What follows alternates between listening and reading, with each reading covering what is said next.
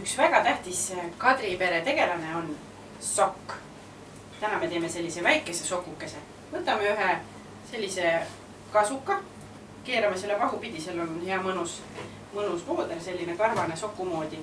Paneme niimoodi pähe. Ja seame siit eest kinni ka, et kohe seljast ära ei kukuks.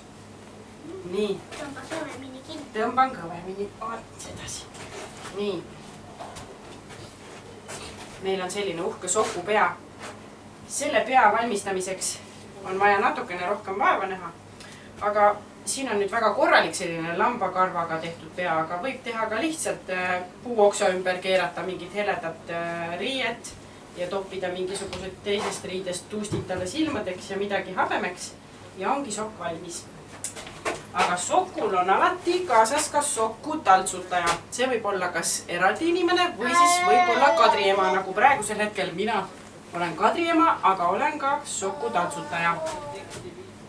Ja mina seon siis sellele sokule sellise köie külge, et ta mul siit lehku ei paneks. Ja hakkan seda sokku taltsutama, sest sokk on selline krutskitega tegelane. Tema tahab teisi puskida. Vaatame, kas meil... Kuulge pererahvast, tulge nüüd siia poole. Nüüd me näitame, kuidas sokk pererahvast puskleb. Aga see muidagi toob ainult õnne, ega see ei ole jällegi halb, kui sokk siin natuke puskleb.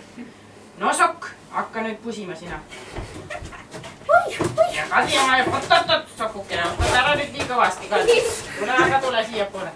Nii, ja sina tahad aga muudkui veel pusida, pusi neid veel.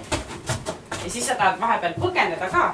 Mis teised, oi, tule aga siia, nii. Too aga õnne veel pererahvale, ei ole siin midagi. Pusi aga veel.